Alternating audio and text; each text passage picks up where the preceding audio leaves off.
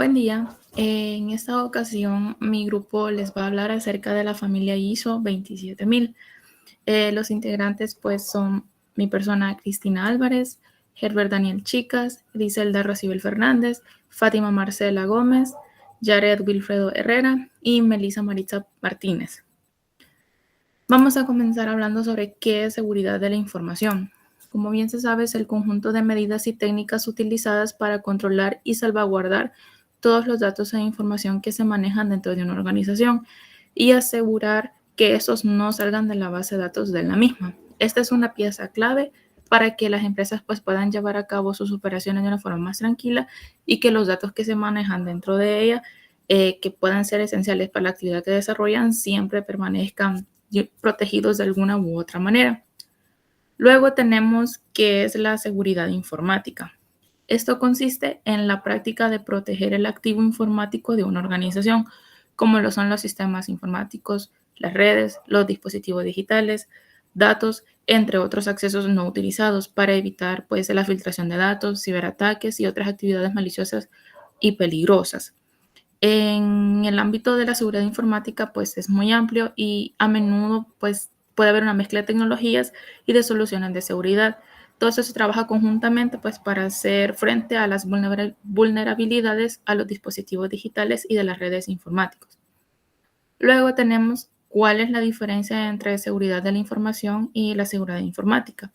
En sí, la diferencia radica entre los términos que seguridad informática se enfoca en proteger la infraestructura tecnológica, tanto software como hardware y redes, mientras que la seguridad de la información consiste en proteger la información tal cual, sin importar el medio en que ésta se contiene o que la contenga.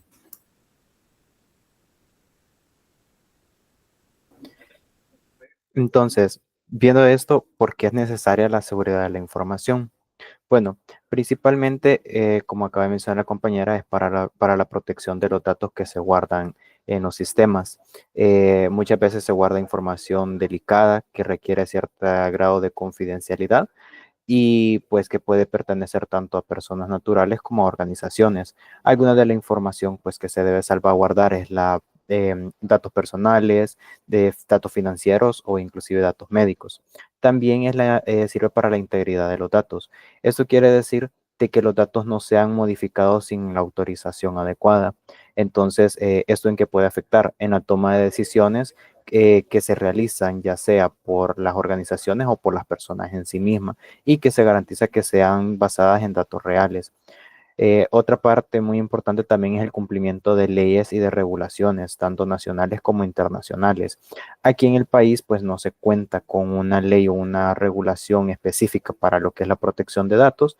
Sin embargo, hay varias referencias a esto, por ejemplo, en la ley de protección al consumidor, la ley de acceso a la información pública y el Código Penal, donde, por así decirlo, se encuentran varios escenarios donde pues se define cómo debe ser tratada o cómo debe ser manipulada esta información.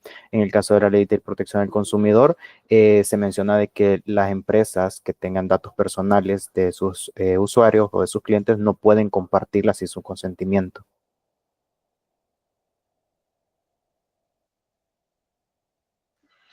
Ahora vamos a abordar qué es un SGSI.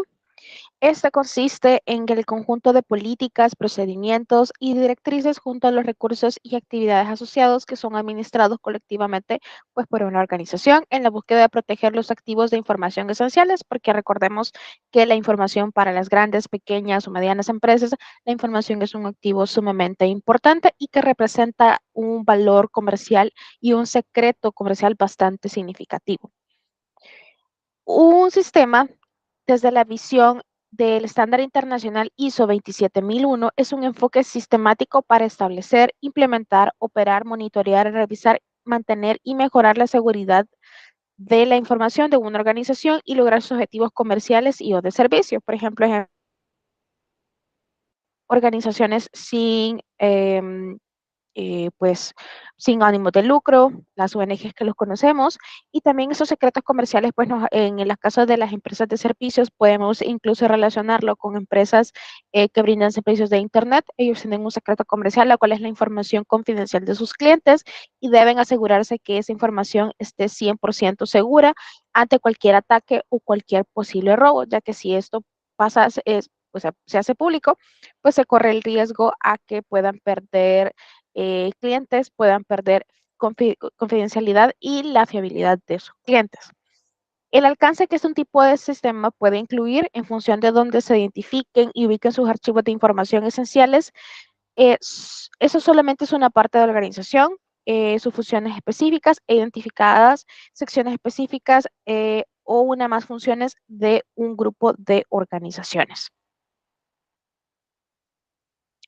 Ahora, nos podemos hacer la pregunta de si de quién es responsabilidad y si es responsabilidad de la unidad de informática la implementación de un sistema SGSI en la empresa. Y la respuesta es que sí.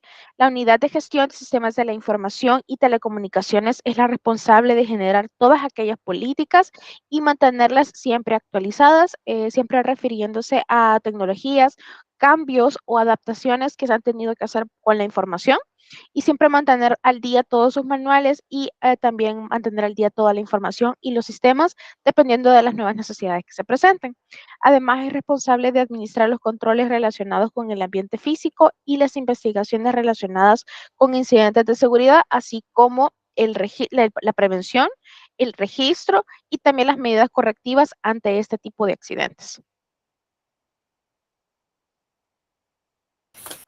Muy bien. Como conceptos básicos tenemos el primer punto que sería activo.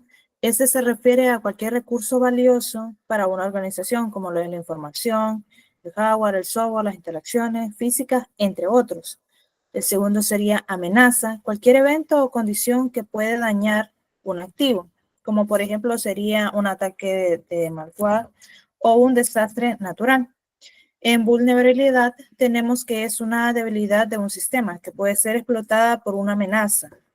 En riesgo tenemos lo que sería que es la combinación de la probabilidad de que ocurra una amenaza y el impacto que tendría sobre el activo. El incidente de seguridad de información es el evento que compromete la confidencialidad, integridad o disponibilidad de la información. En gestión del riesgo sería el proceso de identificación, evaluación y control de los riesgos para minimizar el impacto sobre los activos. Un ejemplo que podríamos mencionar es la implementación de firewall para mitigar ataques externos. Como ejemplo de aplicaciones de concepto, tenemos el siguiente, que sería un análisis de riesgo de una estación de trabajo, el cual se ha distribuido de la siguiente manera. El escenario aquí sería una computadora de un empleado que maneja datos sensibles, vulnerables a ataques de phishing, donde correos electrónicos engañosos podrían comprometer credenciales y otorgar acceso no autorizado a la red de la empresa. Entonces, hemos realizado el siguiente análisis. Aquí el 20% representa la gestión del riesgo, que sería: los esfuerzos deben concentrarse en la capacitación del personal y la mejora de las defensas contra el phishing. El segundo punto, que sería riesgo, equivale a un 25%, lo que refleja su gravedad en el contexto de la seguridad. En vulnerabilidad tenemos el 25% también. La falta de capacitación se representa con el 25%, ya que es un factor crítico que aumenta el riesgo. Y como amenaza tenemos que lo representa el 30% del gráfico, ya que es el riesgo más significativo y común al que se enfrenta la estación de trabajo.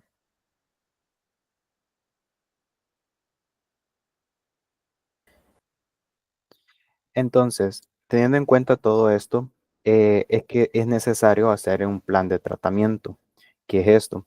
Básicamente es la documentación que se genera donde se definen básicamente la forma en la que se van a tratar los riesgos y las amenazas que se han identificado. Para esto se siguen ciertos pasos, los cuales son: En primer lugar, tenemos la identificación de los riesgos. En esta parte, pues, se hace una evaluación previa de la estructura, básicamente del diseño que se ha creado, ya sea del proyecto, del sistema, para identificar las vulnerabilidades que pueden llegar a ser explotadas. En segundo punto, tenemos las opciones de tratamiento de riesgos. Hay diferentes formas de tratar un riesgo identificado. Las principales son mitigar. Básicamente aquí se implementan controles de seguridad para reducir la probabilidad de que ocurra o minimizar el impacto, pues, del riesgo en este caso. Tenemos también transferir, que básicamente es desviar la amenaza, por así decirlo, para algún proveedor de seguridad, por ejemplo. Tenemos también que puede ser aceptar. Básicamente se aceptan ciertos riesgos porque tal vez el costo de mitigación es demasiado alto y se considera de que no merece la pena, pues, implementar un plan de mitigación, porque a lo mejor lo que se considera que la información que podría estar en riesgo, pues no es tan sensible. También tenemos evitar, que sería, pues, eliminar por completo cualquier, pues, riesgo existente. Y por último tenemos la definición de controles de seguridad. Aquí se tienen controles técnicos, controles organizativos y también controles físicos. Aquí básicamente es donde se documenta y se formaliza toda la información que se ha encontrado previamente y es lo que vendría siendo el plan de tratamiento.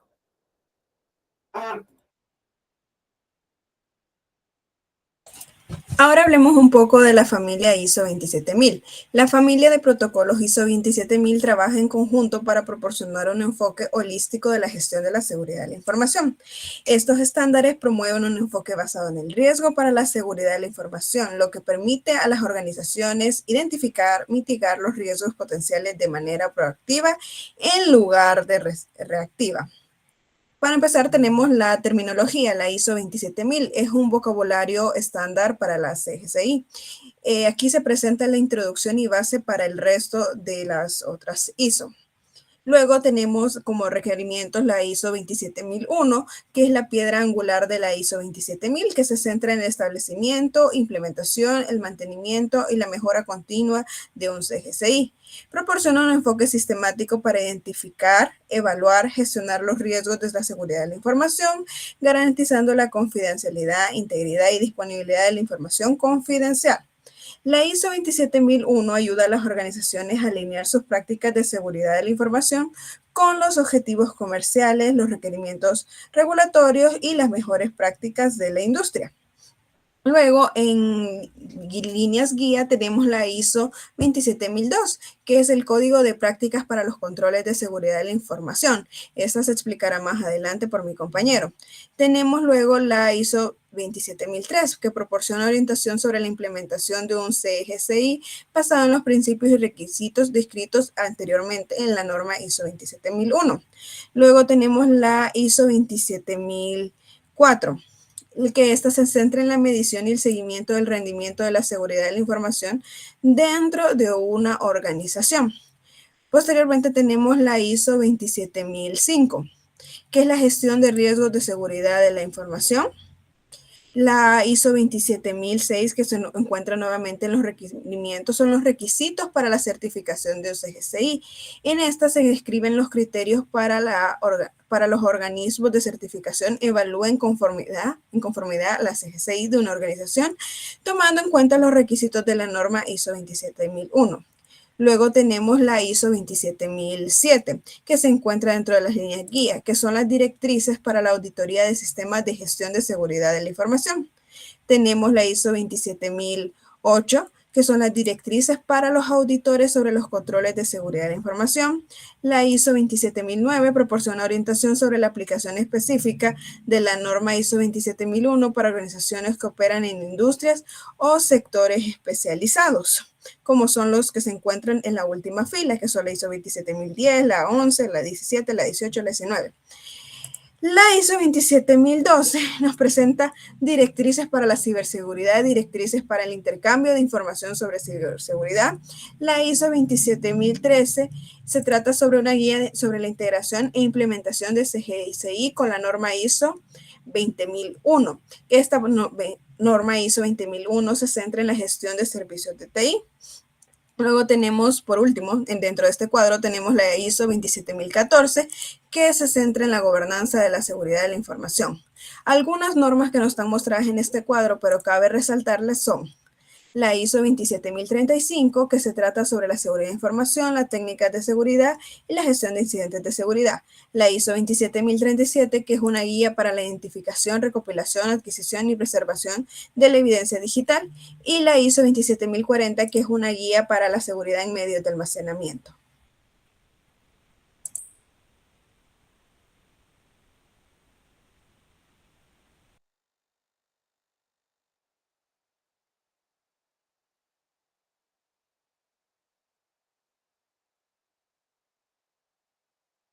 Controles ISO 27002, actualización 2022.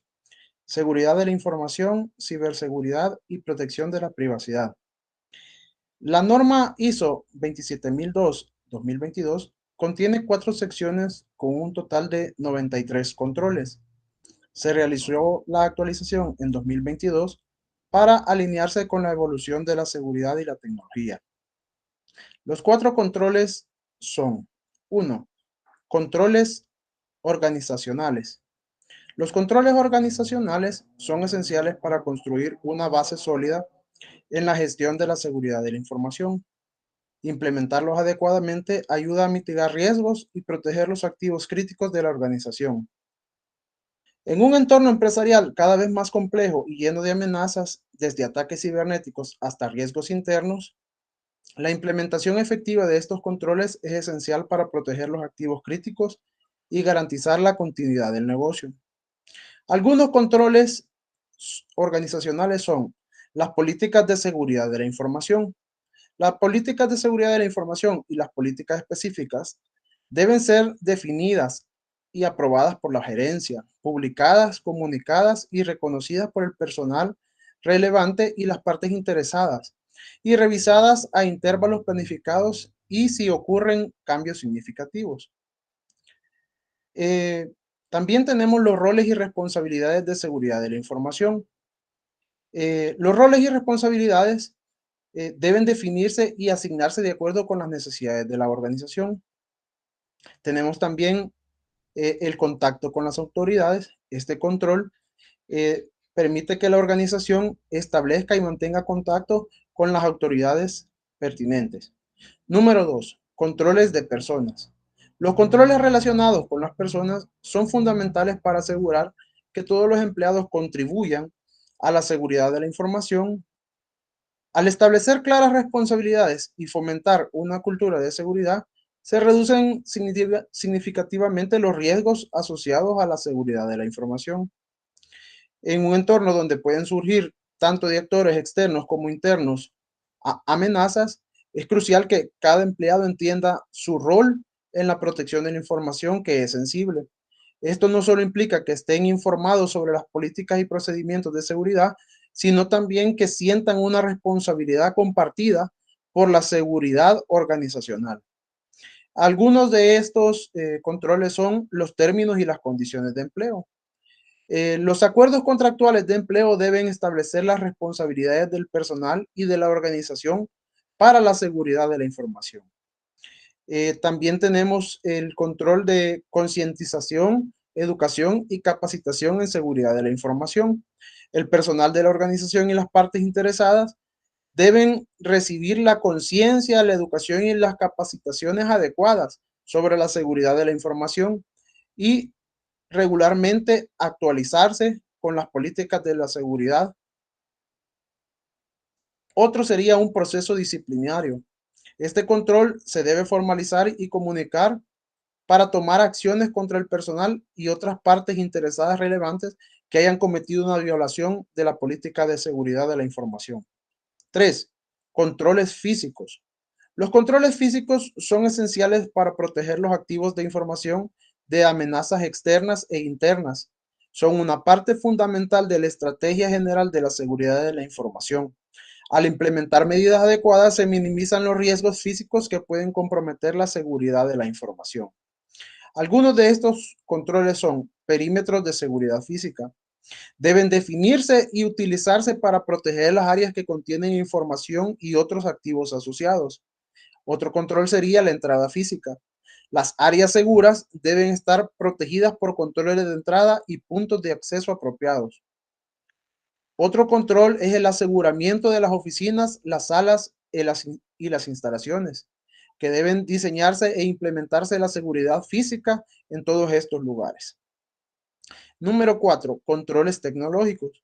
Los controles tecnológicos son cruciales para proteger la infraestructura de TI y los datos sensibles de la organización. La implementación adecuada de estos controles ayuda a mitigar riesgos cibernéticos y asegura la integridad y confidencialidad de la información. Algunos de estos controles son derechos de acceso privado. La asignación y el uso de derechos de acceso privilegiado deben restringirse y administrarse.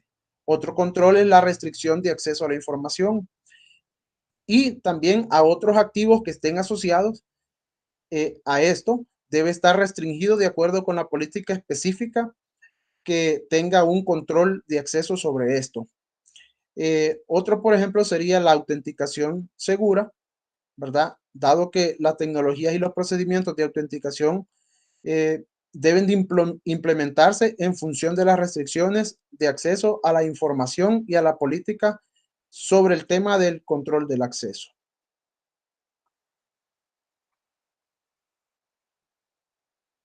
Bueno, eso sería todo de nuestra parte. Muchas gracias por su atención.